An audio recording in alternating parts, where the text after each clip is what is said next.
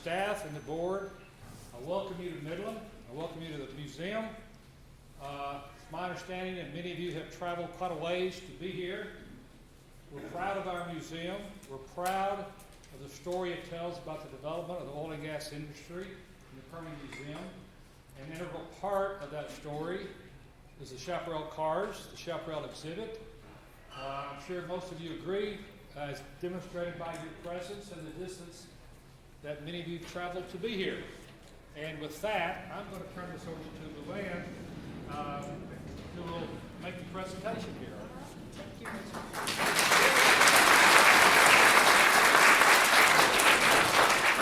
Thank you. I'm so glad you guys are here. I know most of you have dealt with me and talked with me, and I just really wanted to say a personal thank you. I so enjoy and appreciate having the opportunity to visit with you guys. It really does make my job even more special and really fun. It makes it fun to come to work every day. So thank you for being here tonight.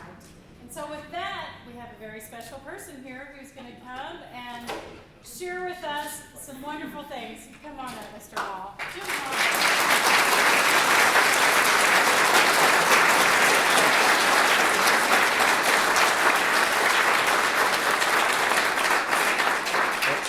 Thank you, Luann, and thank you. We're really proud to be part of this museum. They're a great outfit. I think they really tell the Permian Basin story well, and we just fortunate enough to be a part of it and be recognized by them. And I feel honored to be here and talk about it. It's fun for me, and it's fun to have some people that enjoy it. So I didn't make up a speech to tell you. It's fun that we've got quite a few of the guys that worked at Chaparral back in the early days here tonight, and I want to point them out. Franz Weiss is here, and Wesley Sweet, and Harold Gafford is here for the first time, I think, and Joe. Come on, Joe. McAllister. Yeah, that Joe. Thank you. I apologize for stumbling on it, and I hadn't seen him in a long time.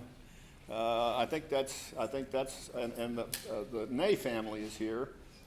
Don's gone, but of course his family's here, and that's very nice that they came. So, real proud to have all you guys here, and I will go back and say Mrs. Hall is here because Sandy Hall was an integral part of it.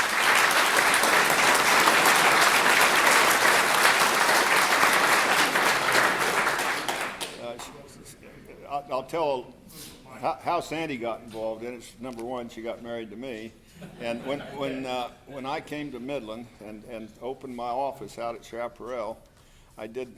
You want to? I'm sorry, they didn't give me time to get you wired up. Is this not working good? This one's just for that camera guy. Okay, all right. And I apologize. All right. Real fast.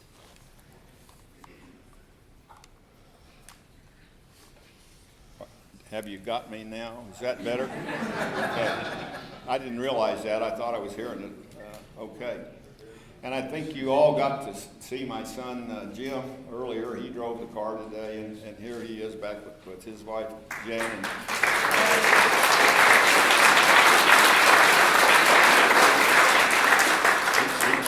He had instructions from Pop not to hit the curb, and he didn't. So he got an A+. That's a really wonderful thing about our exhibit here is these cars are living cars, and they're going to continue to live like they are real cars and run, and that's part of our deal. And they're not going to turn into a pile of dust in a corner that gets swept around every day because they're going to continue to run. And I think that's something that's important to me and important to everybody to see what was done here in Midland, and we're proud to be able to show it off. Okay, I was going to tell you how Sandy got involved in Chaparral. She came over one day she actually was an executive assistant to a guy in Dallas when I found her, and she came over to my office one day, and I'm not particularly a clean desk man, and she walked into my office and said, looked around a little bit, and she said, would you like me to kind of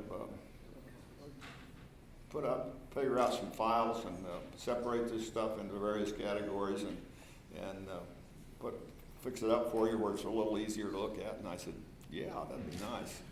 Well, that was her first day at work. She didn't leave since. So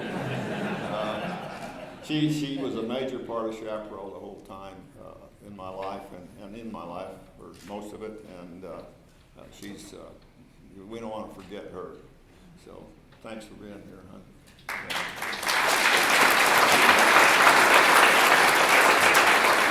If anybody has got a question about, I tell you, I ought to start talking to you about the Chevy car that's here, I think. For the first time in the exhibit, we now have a prototype Chevy prototype Corvette that was designed and built in the early 60s. I think they call it a 1964 GS2B. And the reason it's a B is kind of important. The way we got involved with Chevy is we met them up at Elkhart Lake when we were running a race there, and they had brought a show car there that was called a Monza Coupe, and it had a Corvair engine in it in the back, which was unusual for a Chevy, and it was a really good-looking little coupe. And I walked over and was looking at it, and the guy that had engineered it, a fellow named Jim Musser, was with it, and he was bragging about it being a semi-monocoque chassis, and I thought, wow, that's interesting. That's what we're building, and we were building our first Chaparral 2 here, the car that you saw run today, and we were building it with a so-called semi-monocoque chassis, and that means it's built kind of like an airplane. The skin is what makes the strength of the chassis. You don't have a chassis that's separate from that. You just have the skin, and it's put together in boxes in such a way that it makes the car strong enough and stiff enough. So you save the weight.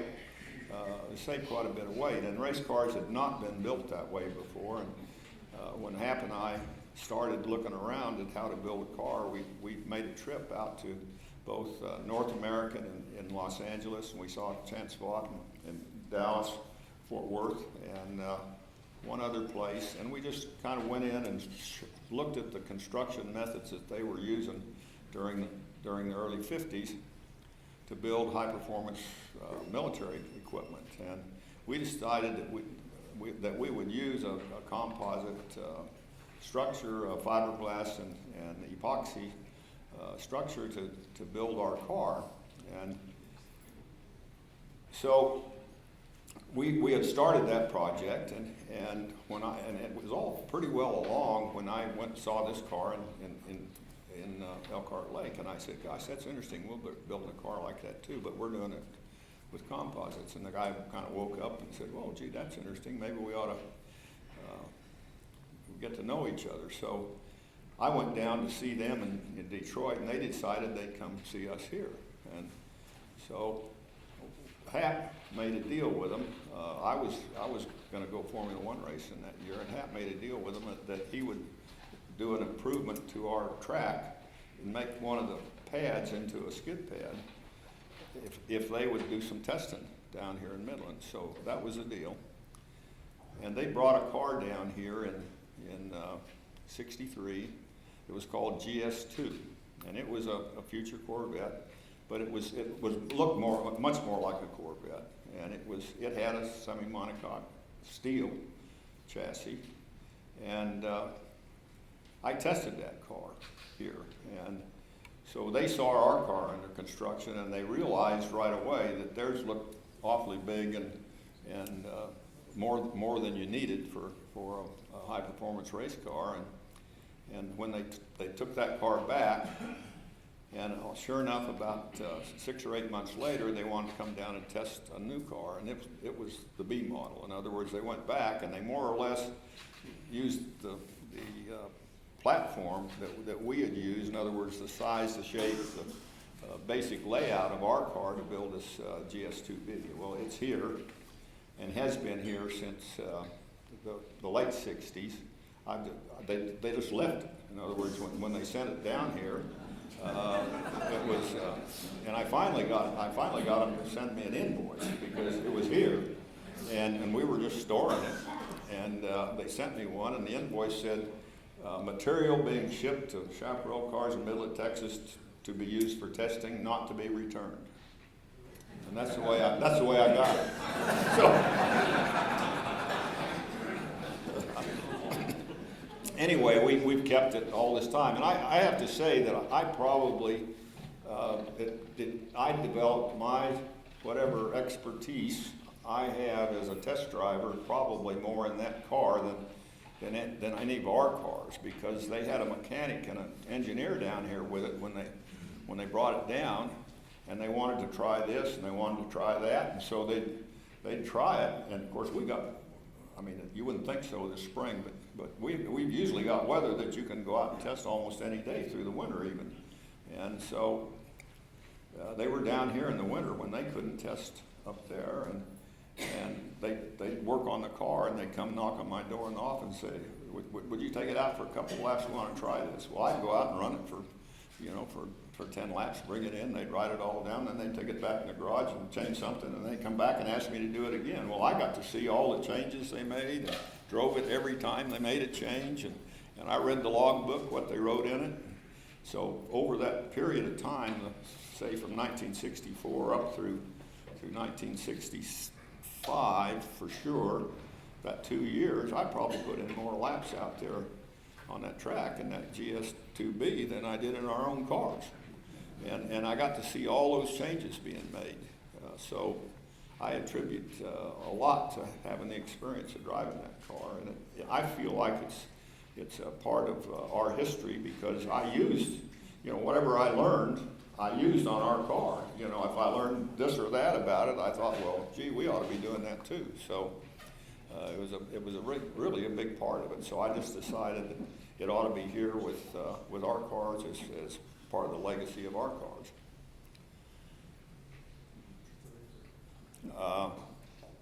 I'm open to questions. If we got a microphone going around, anybody's got a question, well, I haven't made up a speech, so I'm happy to try to answer anybody's questions about what we did or why we did it. Right here. I got one question. Was the GS2, was that the only chassis that they did? No, actually, at that time they brought two of them. They brought one called Surf 2, which was developed by the Corvette people. Was Zora Duntov actually came with it, which was kind of interesting when he came down to Midland while we were being tested here. And the other one was this GS2, and it was his car was a 4-wheel drive car, but they were very similar. I think the body molds were probably the same, and the chassis were the same size. Both of them were steel, stress skin kind of chassis, and to do them kind of steel, they made them really thin so they'd be light, and they were spot welded together. And it was kind of like when I was younger, that you probably don't say those things now. Whenever you saw a really flimsy tin can, you said like a Prince Albert can. And that's what I always thought about those cars. It's kind of like a Prince Albert can. Yeah. Jim, did that, when you say GS, then was the Grand Sport Corvette after that? No, the Grand Sport was before. In other words, the reason it's named GS2 is because they built GS1, or the Grand Sport. So it's apparently a prototype for a future Grand Sport. So there were really only, of the Grand Sport, there were really just 5 of those made? As far as I know, there was only 5 of them. Right, okay. Yeah. Yes. After your Stardust accident, did you do any more testing at Rattlesnake? And was one of the pictures of the 2K I saw, it looked like it was being tested at Rattlesnake. Did y'all test the 2K there? Yeah, we did. The track was built in probably 62, and by the time the 2K could have run on it, it had been resurfaced once, and the only reason it got resurfaced is because we had another IndyCar team in town. VDS decided that they would get involved in IndyCar racing, and they thought it would be handy to be able to test here, and we did too, but the track had really deteriorated a lot. And so the two of us went together and resurfaced it so that we could run out here. So the 2K did run out there, that's correct. Yes, sir. What was it like as you developed your cars to watch the progress and the results? What was that like? Well, it was, there's a lot of time pressure in what we do because it's all a limited amount of time that you're going to be able to perform on a racetrack somewhere, and you got to be there at that track on that date, and you can't write your boss a letter and say, hey, I need another week. You just do it. And so I guess the best way I can answer that it's kind of a step-by-step process. I mean, you have an idea, you try to do it, you try to learn everything you can about it, you try to even write the equations so that you know what forces you're dealing with, and then you make a theory, and then you try to go prove that. And that's the way you make progress at it, and we worked at it that way. And I know the guys that are here know that I was pretty specific about, well, we're going to write it all down in the logbook so that we got the record, and so that we can look back and see what we had last week or last month or last year. And that's the way we went at it. And the one thing that I can tell you that was so exciting to me personally, was we built the first car, and we tested it on the track here, and we tried to learn if it was strong enough, if we had made any mistakes there. For instance, we nailed down some 2x4s out there, and we'd run across those 2x4s in the car, and then we'd run across them under the brakes, and we'd run across them turning, and to see what kind of, we put pretty major loads into the car just to see if we'd under-designed it. And we were, all this time we were still building the body because we were behind on body work, but we had the car running. And so I was driving it quite a bit around the track, and it was quite fast. And it was a good car. I liked it. It was easy to drive. Had it pretty well, what I'd say, tuned to the track so that it was handling most of the track well. And then we built the body. And we put it, or we had been building, we put it on the car. And I took it out to drive it, and it was awful. And we built this body based on some wind tunnel data that we'd gotten from GM, actually. So we thought we'd done a good job with the aerodynamics on it. Well, it wasn't a good job. It wasn't anything like we thought it was going to be. So then we decided we had to fix that. So I started measuring the aerodynamic forces on the car, and I did it in a couple of ways. One, I actually measured the pressure on the surface of the car so that we could see the pressure differences around on the car, and I did it in a very, today you would think in a very crude method. I've made a little manometer with 20 tubes in it, and we drilled 20 holes in the car and attached the tubes to the bottom of them, and then I'd go run it, and I'd hold it at a constant speed, and had a Polaroid camera sitting next to me, and when I got stabilized at 100 miles an hour, I'd push the button, and I'd get a picture of the 20 tubes, and then we'd drill 20 more holes, and we'd move it, and we'd do that again. And so we made a pretty good surface map of the car, but it took a little while. And that was the first time we did that.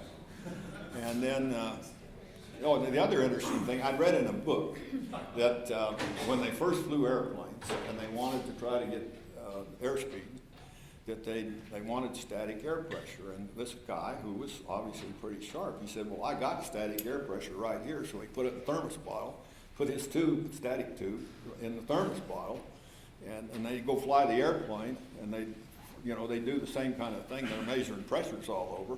And then he'd come back down and watch the manometer and open the thermos bottle, and if it still stayed the same, he said, well, I had static pressure the whole flight, so I knew what I was doing. Well, that's the way I started this thing. And then you look for a static pressure place. In other words, you find one, finally you find one on the car that stays static all the time, so then you got it and you know where it is, and you don't have to carry that thermos bottle anymore. But that wasn't my idea, it was somebody else's. I'd read about it. And I thought that was interesting. Speaking of ideas, do you have any new ones?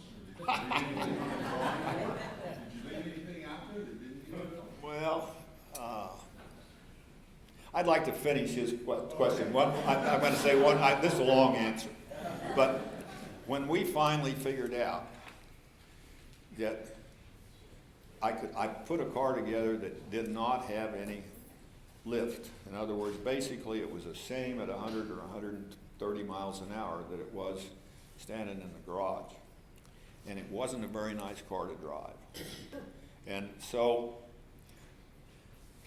I thought to myself, you know, if I took all that lift off this car and made it where it's, you know, it's just the same as it is static, you know, I can push down on that car. If I can get rid of that much lift, I can push down on that car. And when I did something that made it go negative, the lap times went wonk, just like that. And that's the greatest moment that I had in racing, really, is when that happened. You asked me, how did I feel when we had, well, that particular thing was worth my whole career, really. When was it? That was at the beginning of 1964. We took the car to the first race at Riverside in 1963, qualified it on the pole, and I led the race for 7 laps, and then it shorted out the fuel pump. Had something happened, shorted out the fuel pump, and I was out of the race. So that was its debut. And after that short season in the fall races in 1963, I came back to Midland and I said, I got to cure this lift problem with this car, and I'm going to do it. And so I went through test after test after test, and we changed the shape of the whole nose, and I finally got it, like I said, where you just didn't have any lift. And I'd say probably in even February of 1964, that's when that happened to me. And that's what changed our whole position in racing, really, right then. And we were doing that. In other words, we were dealing with what I called downforce from then forward. So that was my real wake-up moment. Yeah, and somebody wanted to ask a question over here that I turned down. I'm sorry, I thought you were looking at it. Did you leave any ideas on the drawing board? Do you have any new ones? Well, no. That's the easiest answer. I haven't been around racing for a long time. I worked really hard at it. These guys know, they all worked with me, worked harder than I did in a lot of cases. You know, we were a small team, and it was really a good team because we had instant feedback. Everybody knew whatever the other guy was doing, and we were, I think a lot of us were really committed to what we were doing, and we had a fantastic time, got an awful lot of work done. But it takes a lot of hard work and hard effort, and I did it for a lot of years myself, and when I quit, I don't think about it anymore. I just don't, and I don't go to the races. I don't read about them. I've got other interests, and I really don't. You know, I haven't even really thought about it. When I look at the aerodynamics on these Formula One cars now today, I think, my God, is that really happening? I mean, I saw a picture of the Formula One front wing, or I think it was. I don't know whose car it was even, but it must have 30 different elements just on one front wing. And I think, my goodness, is it really worth all that? You know, and I guess it is. I mean, they do it, but it's hard for us, for the guys that raced in the time we did, on the kind of budgets that we ran, to think that they spend more on that right front wing than we spent all year. You know, so. Yes, sir. How many engines would you use during a typical Can-Am season? And how did you manage them? Oh, well, Logistics of them, getting them rebuilt and whatever.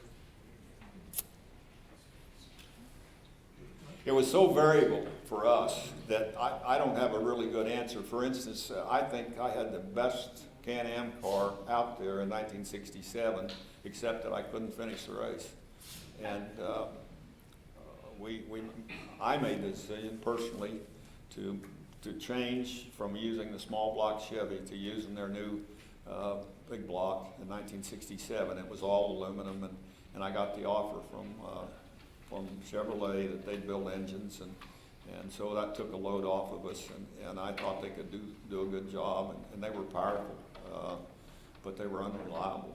And I had 11 engine failures that year during less than 11 races, I'd say. So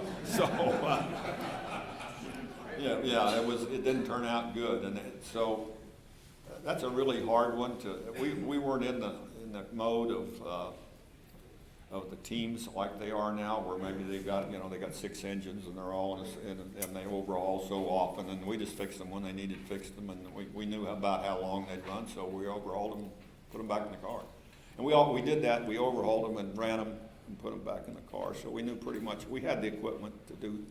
As Ron's right here did a good deal of it for us, and he knew plenty how to do it, and we didn't, before we got those engines, I'd say we had an excellent record. For instance, in the Formula 5000s that I ran after the Can-Am, where we ran a fairly simple car and used a small block Chevy, I think we had a very excellent engine program, and they were very reliable. So those 2 years are kind of the opposites. Okay, one more question, and then we're gonna wrap this up, okay? Oh, they got more than that. We can hang You on. wanna go a little Yeah, longer? we can go a little longer. Okay. Somebody. You went from Can-Am into Trans Am and then Indy cars. What piqued your interest to do those things? Well, we didn't really. We went from Can-Am to endurance cars first. We ran the World Championship endurance cars during '66 and '67, and I think that was probably a part of our undoing, because we really took on more than we could handle. But it was fun to do, and we managed to win 2 of those races, the international championship races. The first one at the Nürburgring in 1966. Which somebody told me then that was the first time an American car had won one of those races in 40 years. So that was kind of a nice accomplishment. And then we won one of the races the next year. Our car was not very reliable in either case, but we won one of them the next year too. So it was a worthwhile thing, but it was tough, and I think it spread our resources pretty heavily. The reason that we got involved in Trans Am was because we had almost a debacle year running in 1969 in the Can-Am, and we crashed the car at the end of the year, and it wasn't very good all year anyway, and they had banned wings, and so they came along and also had said that they weren't going to run big block, stock block engines in the international championship races anymore either. So that put us out of that racing. We couldn't use the technology that we had in the Can-Am any further, and I think the last thing is that Roger Penske quit running Chevrolets and went over to AMC, and John DeLorean called me and asked me if I'd take on the Trans Am for the next year. Well, we didn't have much going, so I said yes, and that's what we did. Long story. Yes, sir. How many of you guys have Hot Wheels from the 2G? Yeah. When I was growing up, I'd get the big set. The Chaparral, McLaren, Lola, ran this huge set. And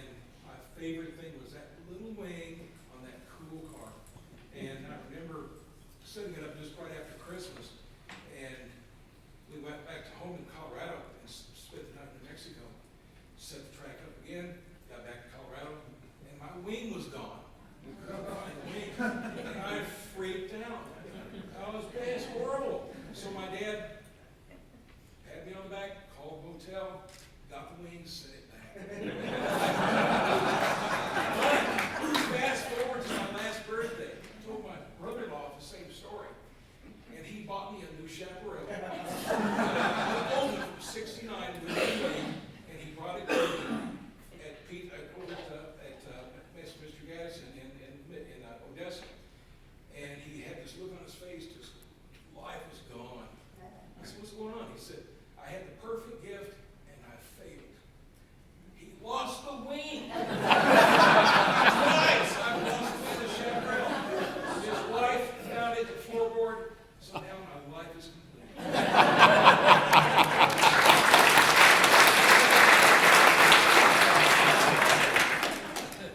Yeah. Could you tell us what kind of the rivalry or the competitive spirit between you and the other top Can-Am teams was like at the time?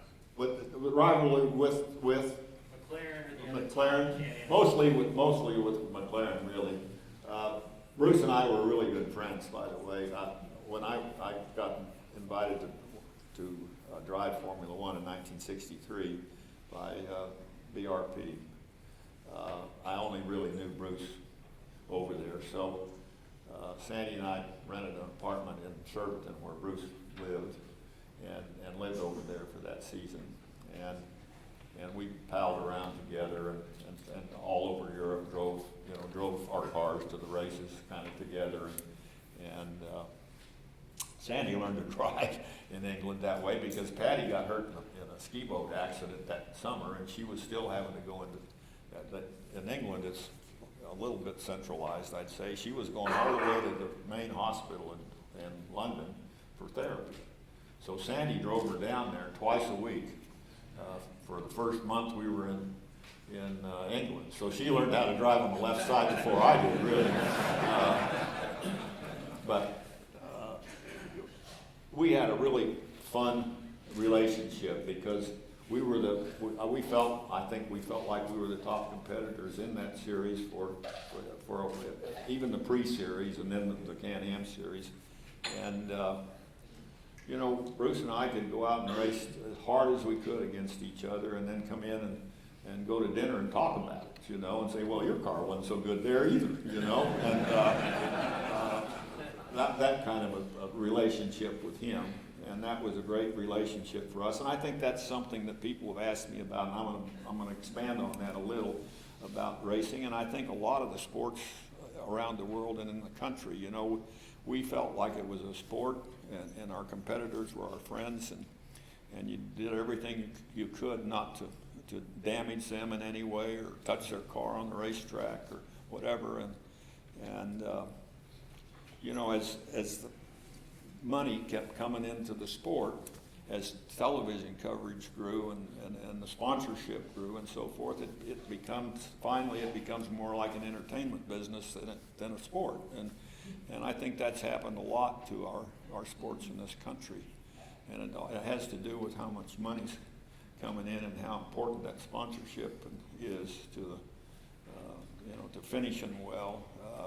You become protective of everything that you have, and the guys aren't friends with each other anymore, and they'll knock the other guy off just to get a position in front of him, and they got a spare car. I mean, we didn't really have a spare car. We had a spare parts, and sometimes we had a spare car, but we didn't have two cars that were identical. I mean, you couldn't jump from one car to the other and expect to go the same. So these guys have got a car that's identical to the one they're sitting in, and if they tear it up, they just jump in the other one and go. So I think that the sport has changed a good deal from the way it was when I was involved in it. Yes, sir. The 2C had kind of a short lifespan. Did you already see the writing on the wall for the 2E weight version, or was it just kind of a troublesome? I think you found a failing in Mr. Hall's way of doing business. The 2C was a quite good car. It was actually very, very capable. But I already had the idea for the 2E, and I really wanted to build it. And that's the way we used to do it. It's amazing what we could get done. We had a falls racing series that lasted through October, basically. And then we didn't start racing again until, I've forgotten when, June or something like that. And we build the cars in the winter, and then we go race them in the other half of the year. And we didn't have two teams. We didn't have a team that built them and another team that went racing or anything like that. That's the way we did it. So, if hindsight, if we had run the 2C in 1966 in the Can-Am instead of trying to get the 2E ready to go, we'd have been a lot more successful, like I said, in winning races. I think, I have probably my own personal desire was to try to build the best machine that I could build in any way, and I had the ideas, and I was ready to go, and so we went for it. Yeah. Let me take one more. Tell us again about the rain in 1965 to see if we do that. You said something that, was it Hap that raced with you? Hap? Who raced with you? Hap did. And Yeah. he went to get in the car, you were pushing him back, said, wait a minute, I gotta tell you something about the rain and the water. That's a good story.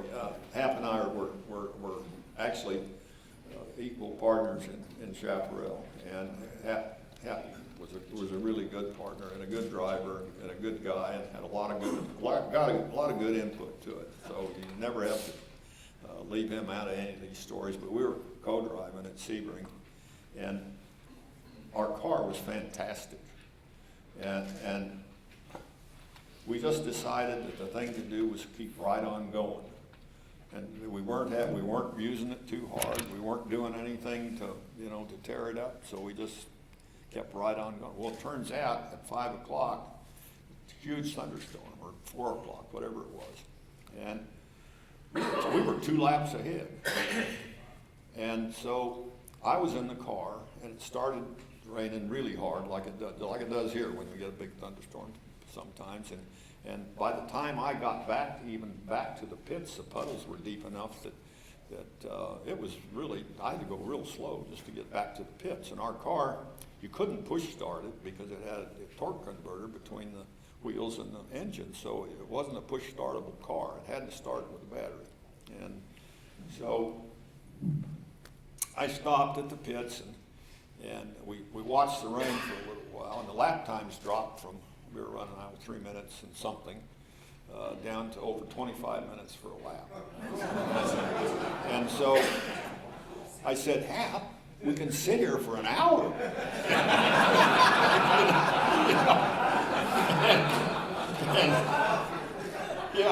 And he, we paced around. It was his turn to get in, and he said, I'll just take it real easy.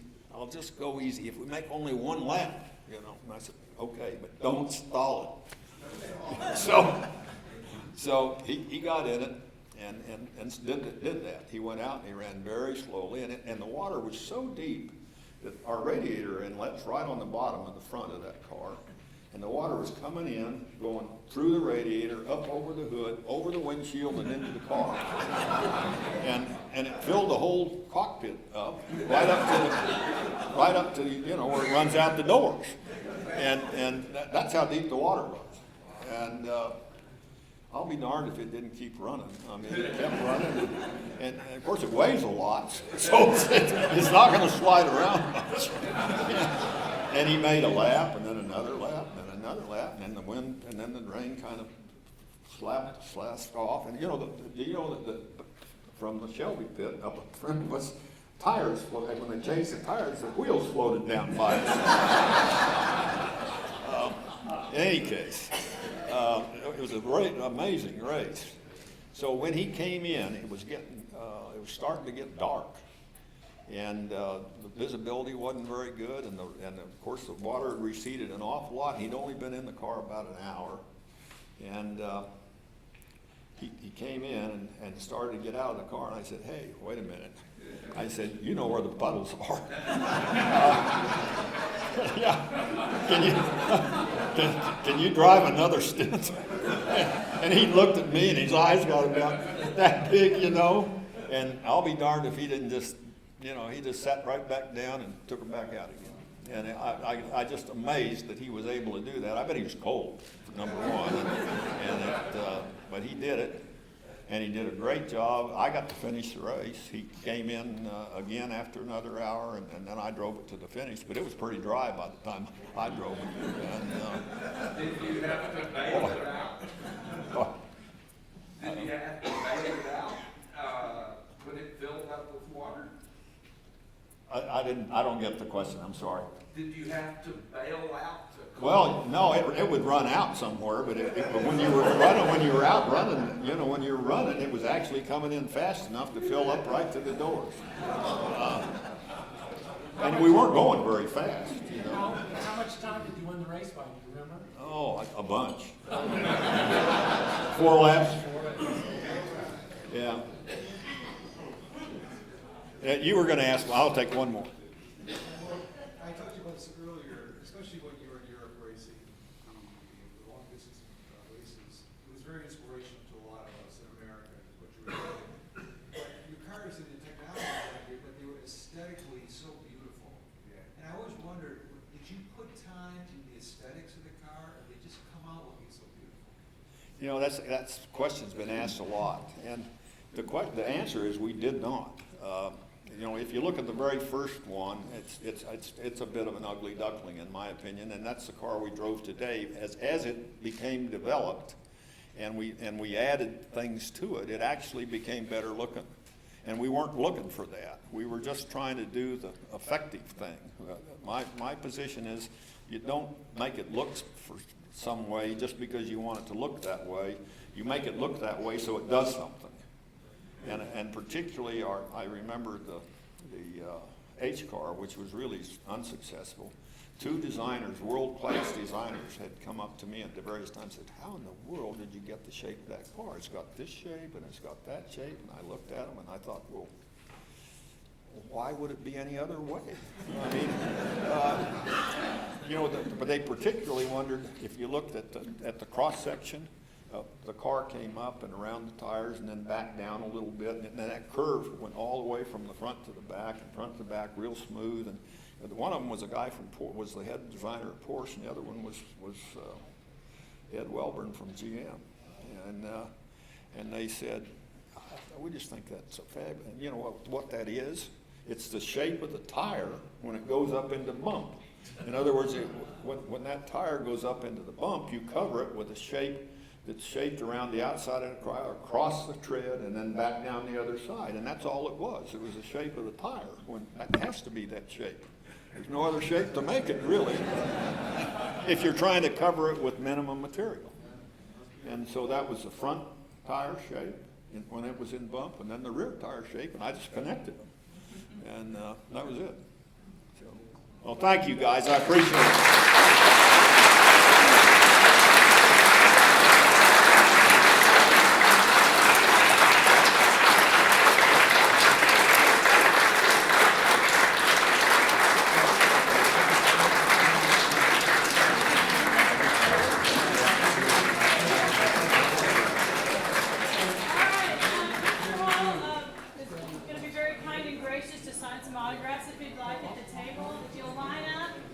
If you'll line and go down along the wall, that way people can get in.